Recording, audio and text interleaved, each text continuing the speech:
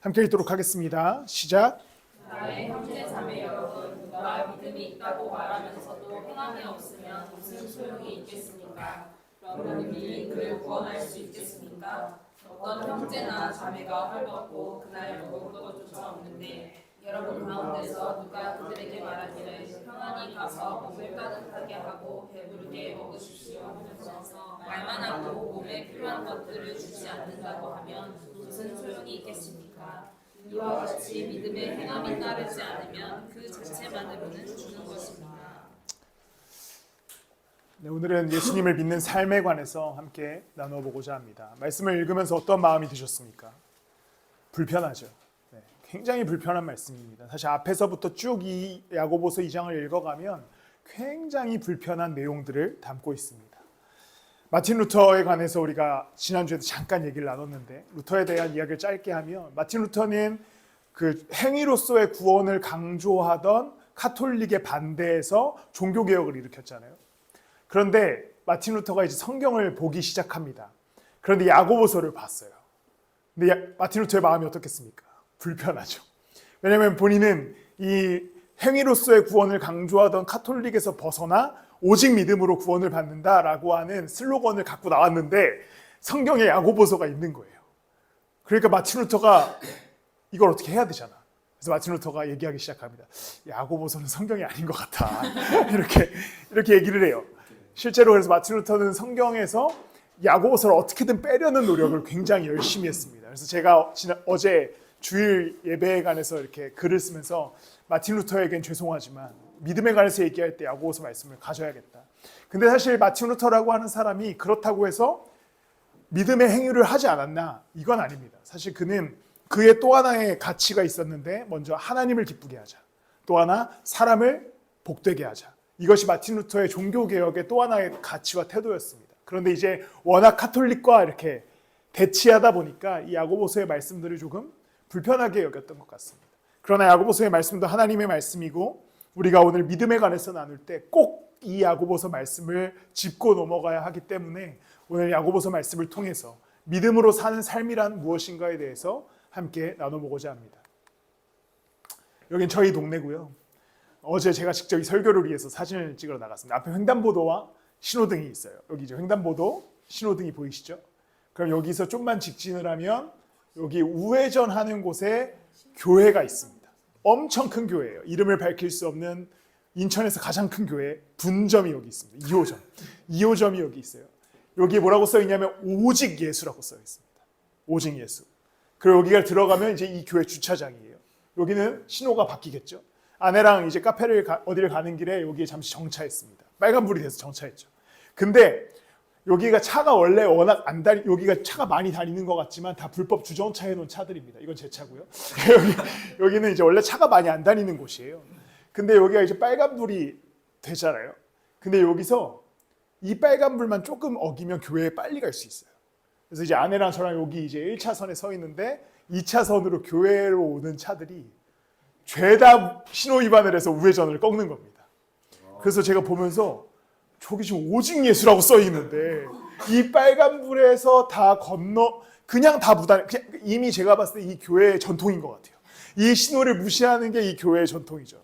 그래서 와, 좀 너무한다 싶었는데 옆에 아주 좋은 고급차가 섰습니다. 그리고 그 한 청년이, 소위 우리가 요즘 유튜브에서 많이 보여주는 청년이죠. 여기 죄다 문신을 하고 담배를 딱 문 청년이 포르쉐를 딱 끌고 제 옆에 딱 섰어요. 근데 안 가는 거예요. 얘도 갈 줄 알았거든요. 왜냐면 여기가 차가 안 다녀서 사실 그냥 빨간불에 가도 되는 그럴 만한 길이거든요.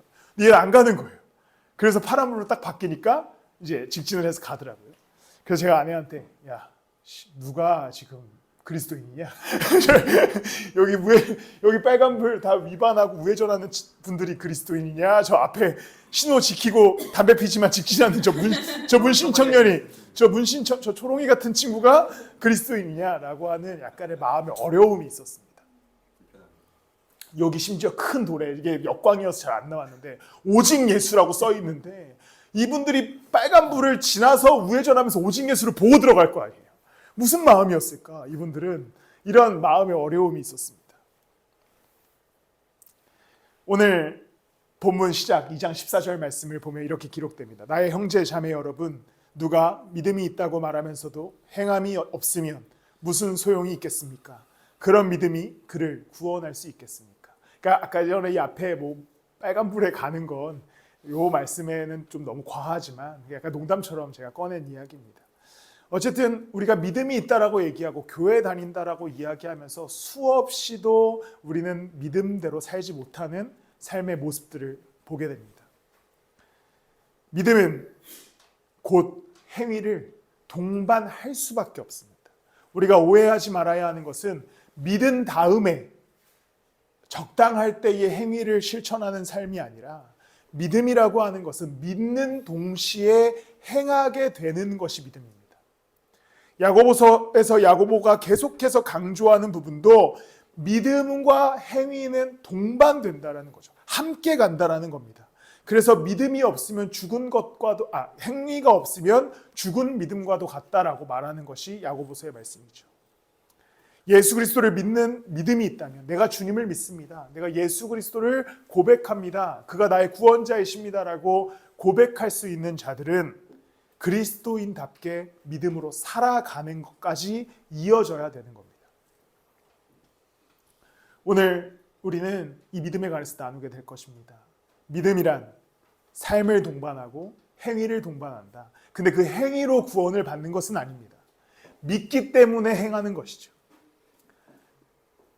우리가 이제 지유가 저를 믿기 때문에 내 아버지다라고 하기 때문에 딸로서 살아가죠. 딸로서 이런 행위를 하면 내가 저분의 딸이 될 수 있어. 이렇게 되지 않잖아요. 우리의 관계가. 내가 오늘 수학 문제집을 한 문제 풀면 우리 아빠가 나를 딸로 여겨주실 거야. 이렇지 않잖아요. 내가 저분의 딸이니까 내가 저 사람의 딸이니까 내가 딸로서 살아가는 것. 이게 믿음인 거죠. 이게 아버지와 우리의 관계도 똑같습니다. 내가 예수 그리스도를 믿는다면, 하나님을 믿는다면 당연히 그를 믿는 자답게 살아가야 하는 것이 믿음의 당연한 원리입니다. 그렇기 때문에 우리는 그리스도를 믿기 때문에 예수 그리스도의 생각과 시선으로 이 땅을 바라볼 수 있어야 됩니다. 예수님께서 이 땅 가운데 오신 이유는 너무나 간단하고 명료하게도 우리를 구원하시기 위함이었습니다. 그 우리의 구원하심은 그냥 우리의 자격이 있어서 우리의 어떤 특별함 때문에 우리가 구원받을 만한 사람들이어서 우리를 구원해 주신 것이 아니라 그냥 그분께서는 사랑이셔서 그냥 그 자체로 사랑이시고 그 자체로 은혜가 가득하셔서 죄인인 우리를 건져내 주시기 위해 이 땅 가운데 오셨습니다. 그리고 십자가에 달려서 죽으셨고 부활하셨죠. 아무리 악한 죄인도 외면하지 않으셨고 아무리 연약한 사람도 외면하지 않으셨고 차별이 없으셔서 모든 이들을 십자가에서 구원하신 분이 예수 그리스도의 은혜인 것이죠. 그리고 오늘 본문에서는 야고보는 이 말씀을 이어서 굉장히 실천적인 질문을 하나 던지게 됩니다. 이 앞부분인데요. 이런 이야기가 나와요. 자, 우리가 예배당에 있다고 치자. 옷을 화려하게 입고 온 한 사람이 있다. 그럼 너네들 어떻게 하겠냐? 반겨주겠지. 옷을 화려하게 입고 왔으니까. 근데 그와 반대로 허름하게 옷을 입고 온 사람들이 있다고 치자. 너네 그 사람들한테 어떻게 할래? 이런 질문을 야고보가 던집니다.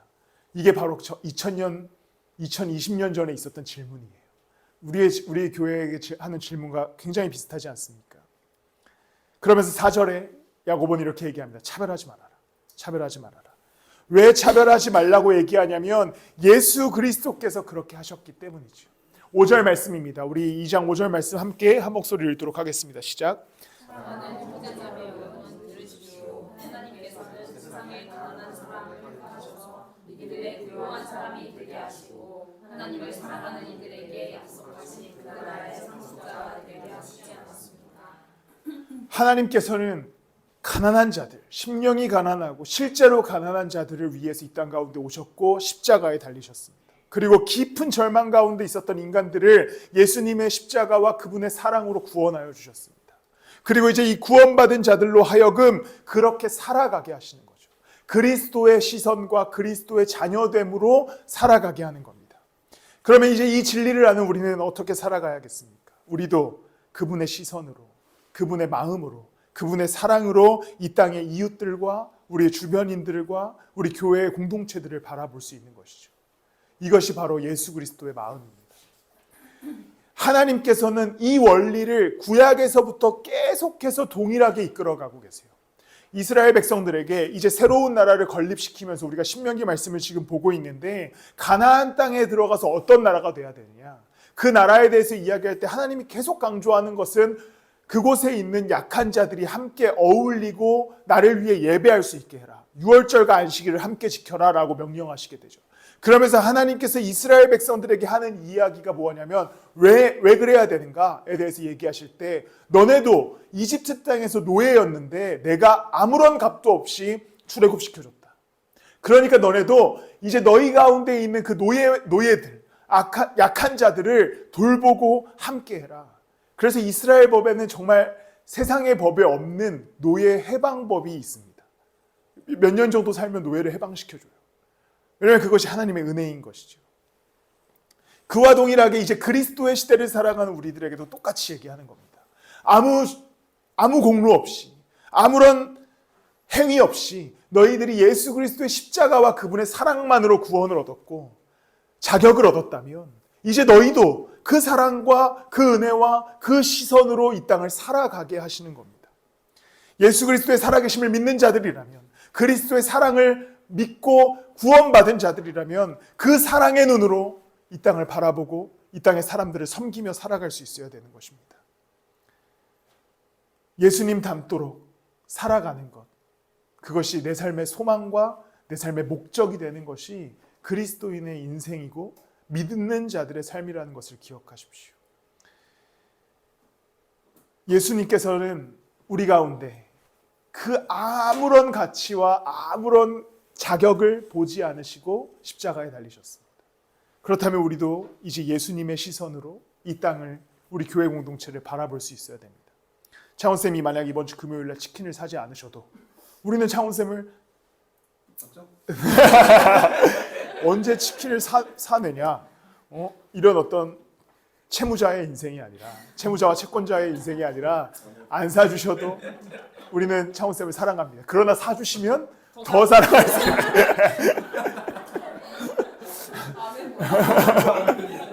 그러니까 우리가 서로가 서로에게 어떠한 이제 주고받는 관계가 된 것이 아니라는 거죠. 예수 그리스도께서 우리를 구원하여 주실 때, 야 너네가 나한테 뭐 줬으니까 내가 십자가 달려줄게, 이런 공식으로 십자가 달리신 게 아니잖아요. 그냥 사랑하니까 구원해 주셨듯이 우리 안에서도 그러한 사랑이 일어나길 소망합니다. 우리가 함께 그렇게 교회를 믿음으로 만들어가는 우리 교회 공동체가 되기를 예수 그리스도의 이름으로 축복합니다. 또한 두 번째로, 그리스도를 믿는다는 것은 또한 순종하는 것이죠. 예수님은 세상을 바라보면서 이 땅 가운데 이제 십자가에 달리기까지 공생의 사역을 살아가실 때에, 그때 함께했던 사람들을 보면서 애통해하시고 슬퍼하십니다. 공감하시죠. 왜냐하면 그것이 그가 이 땅에 인간의 모습으로 오셔서 인간으로서 살아가시면서 가졌던 감정입니다. 죽은 나사로를 보시면서 가슴 아파하시고 믿음이 없는 자들을 보면서 애통해하는 모습이 예수 그리스도께 똑같이 있었던 것이죠. 그러면서 이 마음을 이제 우리들에게도 품게 하시는 겁니다. 우리 함께 읽었던 15절 16절 말씀 다시 한번 읽도록 하겠습니다. 시작. 어떤 형제나 자매가 헐벗고 그날 먹을 것조차 없는데 여러분 가운데서 누가 그들에게 말하기를 평안히 가서 몸을 따뜻하게 하고 배부르게 먹으십시오 하면서 말만 하고 몸에 필요한 것들을 주지 않는다고 하면 무슨 소용이 있겠습니까? 이런 거죠. 어떤 친구가 와서 저 배가 고파요. 그러니까 그래 집에 가서 밥 먹어. 이렇게 하지 말라는 겁니다. 내가 지금 먹을 게 없어요. 그래? 그럼 집에 가서 고기를 구워 먹는 게 어떨까? 뭐 이렇게 하지 말라는 거죠. 그러니까 예수 그리스도께서는 그 당시에 함께 하시면서 가난했던 자들, 병으로 고생했던 자들을 보면서 애통해 하시면서 그들을 고쳐주시죠. 그러시 20절에 가면 더 불편한 말씀이 등장합니다. 함께 읽겠습니다. 시작. 어디서 보는 사람이여 그대는 행함이 없는 믿음은 쓸모가 없다는 것을 알고 싶습니까? 행함이 없는 믿음이 이제 쓸모가 없다라고 얘기합니다. 불편하시죠? 저도 이 말씀이 굉장히 불편했습니다. 하지만 이 말씀은 살아있는 하나님의 말씀이고 우리가 꼭 묵상해야 할 말씀이기도 합니다. 이제 하나님께서는 믿음 가운데 있는 성도들에게 순종하라고 얘기합니다. 그 순종은 그 믿음대로 행하라는 것이죠. 오늘 야고보서에서 두 명의 예화가 나오는데 먼저 나오는 예는 아브라함입니다. 아브라함이 왜 믿음의 조상이 되었냐? 그가 순종했기 때문이다. 그가 믿음대로 순종했기 때문에 그가 아브라함의 조상이 되었다. 그러면서 이제 성도들에게 얘기하는 것이 무엇이냐면 너희도 믿는 대로 순종해라는 것이죠. 순종하면서 이 땅을 살아가라고 명령하는 겁니다. 예수 그리스도의 시선으로 주변을 바라보고 주변 가운데 우리에게 하나님이 말씀하시는 것들이 있다면, 하나님이 보여주시는 것들이 있다면 거기서 순종하라는 겁니다. 그것이 살아있는 믿음에 관한 것이죠. 우리가 맛을 잃은 소금에 관해서 이야기할 때 항상 우리는 이런 구절에 집중합니다. 우리가 소금이 되자. 우리가 이 땅 가운데 소금이 되자. 그런데 이 맛을 잃은 소금에 관한 이야기하실 때 예수 그리스도의 말씀에 사실 뒤에 있는 포인트는 뭔지 아십니까? 맛을 잃으면 버려. 아무짝에 쓸모가 없어라고 얘기하는 것에 있죠. 그러니까 두 가지 다 중요한 포인트인데 이 뒷부분을 우리가 쉽게 나누지 않습니다. 우리 맛이 이 땅 가운데 우리가 소금이 되어서 맛을 냅시다. 우리 빛이 됩시다. 이렇게 얘기하지만 근데 그 맛 잃으면 나가서 사람들이 밟아. 이런 얘기는 목사님들이 안 하시죠. 왜냐하면 우리 어린아이들이 상처받을까 봐. 보통은 우리는 빛과 소금이에요. 하지만 그 말씀의 뒷부분을 보면 맛을 잃은 소금은 땅에 던져지고 사람들이 밟고 지나간다 라고 얘기하게 되는 거죠. 이 땅 가운데 교회의 모습들이 어떻습니까? 맛을 잃어버려서 혹시 세상의 그 비난에 밟힘을 당하고 있지는 않는지 좀 묵상하게 되는 시간입니다. 우리가 예수님의 그 말씀과 그분의 사랑을 믿는다면 우리는 이제 우리의 삶의 순간과 공동체를 이루는 가정 가운데 순종할 수 있어야 됩니다. 맛을 내도록 내 삶을 헌신할 수 있어야 되는 것이죠. 사랑할 사람들이 있으면 사랑해야 됩니다. 사랑할 만한 사람이 아니더라도 하나님이 사랑하게 하시면 사랑을 나눠야 하는 것이죠. 사실 이 교회를 이루어가는 여러분들이 그만큼 또한 대단합니다. 왜냐하면 교회를 굳이 이렇게 힘들게 개척교회를 이루어가지 않아도 되거든요. 그냥 편하게 그냥 큰 교회에 가서 이렇게 출석하여 앉아있으면 너무나 우리의 마음은 편리합니다. 그런데 왜 우리가 이렇게 순종합니까? 하나님께서 이 몸된 교회를 이루라고 하시는 명령 속에서 우리가 순종해 나가는 것이죠. 굳이 이 작은 공동체 안에서 서로 삶을 부대끼고 듣지 않아도 될 기도 제목을 듣고 하는 이유는 무엇입니까? 우리가 서로 사랑하라는 명령 속에서 함께 교회를 이루어가기 때문입니다. 우리는 이제 순종해야 하는 믿음이 필요합니다. 아브라함의 순종을 보면서 하나님께서 이렇게 말씀하십니다. 그래서 아브라함이 하나님을 믿으니 하나님께서 그것을 아브라함의 의로움으로 여기셨다고 한 성경 말씀이 이루어졌고 또 사람들이 그를 하나님의 벗이라고 불렀습니다. 아브라함이 믿었습니다. 그리고 순종했죠. 그리고서 하나님을 따라 살아가기 시작합니다. 그러자 주변 사람들이 아브라함을 보고 뭐라고 부르냐면 그가 하나님의 친구다라고 부르게 되죠. 이것은 이제 우리가 그리스도인으로서 이 땅을 살아가고 이 땅을 섬기기 시작하고 이 땅에서 우리가 서로 사랑하기 시작하고 그 말씀에 따라 순종하며 걷기 시작할 때 우리를 향해서도 똑같이 세상은 얘기할 것입니다. 저 사람 그리스도의 친구다. 이 교회 그리스도의 친구다. 우리가 이러한 평을 받는 성도들이 돼야 되지 않겠습니까? 우리끼리 신나서 그냥 폐쇄적이고 배타적인 공동체가 되는 것이 아니라 사랑하는 교회, 서로 섬기는 교회, 그리고 세상으로 나아가 또한 사랑하고 섬김으로 그리스도를 따라가는 성도들이 될 때 진짜 하나님의 친구다라고 불림을 받을 수 있게 될 것입니다. 믿으신다면, 믿습니까? 믿으신다면 행하셔야 됩니다. 우리가 믿습니까? 해서 끝나면 안 되는 거예요. 교회 역사상 너무나 믿습니까를 많이 했어요. 목사님들이 믿습니까? 근데 다들 아멘을 했는데 정작 나가서는 믿지 못하는 인생을 살아가는 거죠. 근데 우리는 이 믿습니까? 라고 하는 고백에 아멘으로 답하실 수 있다면 그렇게 살아가는 데까지 이어져야 됩니다. 그렇게 살아가는 여러분들이 되시기를 예수 그리스도의 이름으로 축복합니다.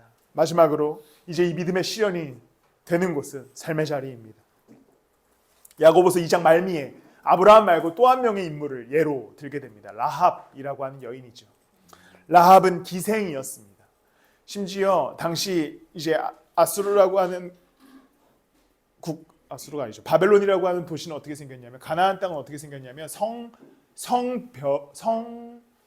성이 이렇게 있어요. 그리고 그 성을 또 둘러싼 성벽이 있습니다. 그 사이 공간이 있잖아요. 그 사이 공간에 이렇게 사회적으로 소위 이제 불가촉 천민들을 수용합니다. 그러니까 이제 성 내에는 부유한 사람들이 살고, 그러니까 선택받은 사람들이 살고, 성벽이 있고 그래도 조금 보호는 해줬어요. 이 성과 성벽 사이에 이제 사회 안에서 환영받지 못할 인물들이 살아갑니다. 라합은 거기 살고 있었어요. 왜냐하면 기생이었기 때문이죠. 라합은 그렇게 살아가고 있는데 어느 날 이스라엘의 정탐꾼들이 자기네 성에 들어오는 것을 보게 됩니다. 근데 라합이 어떻게 얘기하냐면, 나는 그 하나님을 두려워하는 사람이다. 그러니까 곧 하나님을 믿는 사람이라는 거죠. 그러면서 라합은 목숨을 걸고 그 정탐꾼들을 자기 집에 숨겨줍니다. 그리고 거기서 그들이 안전하게 지내다가 돌아갈 수 있도록 길을 마련해 주죠. 심지어 라합의 집에 이제 사람들이 찾아왔을 때도 거짓말을 하면서까지 목숨을 걸고 이 이스라엘의 정탐꾼들을 돕게 됩니다. 그리고선 라합은 훗날 이스라엘이 그곳을 점령할 때에 거기서 구원을 받게 되는 것이죠. 라합은 자신이 너무나 힘든 인생을 살아가고 있었고, 성 안에도 아니고 성벽 사이에서 어렵고 힘든 인생을 살아가고 있었는데, 거기서 하나님의 사람들을 발견하고 하나님의 두려워하는 마음을 갖고 있다가 그 순종할 때가 되자 그곳에서 순종합니다. 목숨까지 걸고 순종하는 것이죠.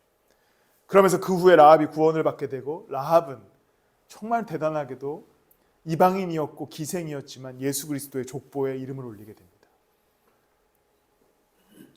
그의 삶의 자리에서 하나님을 두려워하는 마음으로 살아가다가 순종하게 하실 때에 순종합니다. 삶의 자리에서 순종한 것이죠. 그녀의 인생이 힘들었던지, 그녀의 인생이 가난했던지, 아니면 기생으로서 차별받고 성 안에도 못 들어가고 그 성벽 사이에서 살아가는 인생이었을지라도 그녀는 하나님을 두려워했기 때문에 하나님이 순종하게 하실 때에 그 믿음을 그 삶의 자리에서 발현하고 빛을 내기 시작합니다. 교회와 예배 가운데 믿음을 드러내는 것은 너무나 쉽습니다. 왜냐하면 우리끼리 다 믿는 사람들이잖아요. 오히려 여기서 찬양하는데 그냥 앉아서 하품하고 있는 게 더 이상한 사람이죠. 다 기도하는데 눈 뜨고 이렇게 하고 있으면 그게 더 이상한 사람이죠. 교회 안에서는 그래요. 교회 안에서 여기서 갑자기 누군가가 저는 성경을 읽지 않습니다 라고 막 갑자기 성경을 찢어요. 그 사람이 오히려 이상한 사람이 되는 게 교회 공동체인데, 이제 우리가 믿음을 지켜야 하는 장소는 우리의 삶의 자리가 되어야 됩니다. 내가 살아가는 장소, 내가 걸어가는 인생의 여정이 다 믿음으로 살아가는 여정이 되어야 되는 것이에요. 기도하지 않을 때 기도할 수 있어야 됩니다. 세상이 무너지고 넘어지는 모습들을 볼 때 우리는 기도함으로 세상을 향해 하나님께 간구할 수 있어야 됩니다. 아무도 하나님을 찬양하지 않는 이 땅 가운데 우리는 우리의 삶의 자리에서 하나님의 영광을 찬양할 수 있어야 됩니다. 그가 살아계시다. 그가 이 땅을 주관하고 계시다. 아무도 하나님의 말씀을 듣고 순종하지 않을 때 우리는 이 땅을 살아가면서 그 말씀을 읽고 듣고 그 말씀에서 나오는 그 원리대로 살아갈 수 있어야 되는 것이죠. 그것이 우리에게 주신 순종의 명령입니다. 한 주간을 살아가는 여러분들의 인생 가운데 순종하시길 바랍니다. 교회 안에서 순종하는 것은 쉽지요. 그러나 인생 가운데에서도 우리는 순종할 수 있어야 됩니다. 여러분들에게 주시는 그 하나님의 마음이 있을 때, 그것을 발견할 때 그 마음대로 한번 행하고 사랑해 보시기를 축복합니다. 그때 하나님께서 큰 은혜를 주실 줄 믿습니다. 말씀을 마무리합니다. 우리는 예수 그리스도를 믿는 믿음으로 살아갑니다. 오직 믿음. 믿음으로 살아간다는 것은 생명을 얻는 것이고 생명 안에서 자유롭게 살아가야 하는 것이죠. 그 자유에는 이제 그리스도를 따라 살아가는 삶의 태도가 있습니다. 마지막으로 또 한 번 불편한 말씀을 읽고 말씀을 마치고자 합니다. 야고보서 2장 26절 말씀입니다. 함께 읽겠습니다. 시작. 영혼이 없는 몸은 죽은 것과 같이 행함이 없는 믿음은 죽은 것입니다. 믿음과 믿음으로 통한 행함을 절대 분리하고 있지 않습니다. 믿음이 없는 거고 행하지 않으면 믿음이 없는 거다. 죽은 거와 같다라고 말씀하는 것이죠. 우리가 생명 안에 살아가려면, 믿는다면, 믿음대로 살아가야만 살은 믿음으로 이 땅을 걸어갈 수 있게 될 것입니다. 하나님의 말씀을 어떤 종교의 경전처럼 여기지 마십시오. 무슨 병법과 같이 가끔 내 삶에 적용할 게 있을 때 펴서 보는 그러한 책으로 여기지 마십시오. 살아있는 예수 그리스도를 어떤 도깨비 방망이와 같이 혹은 내가 108번 절하면 소원을 이루어주는 소원나무처럼 여기지 마십시오. 항상 여러분과 함께 하시는 예수 그리스도로 믿으시고 함께 걸어가시면서 삶의 자리에서 믿음을 지키시길 소망합니다. 우리가 그렇게 살아갈 때 여러분들은 하나님의 종도 아니요, 하나님의 어떤 도구도 아니요, 하나님의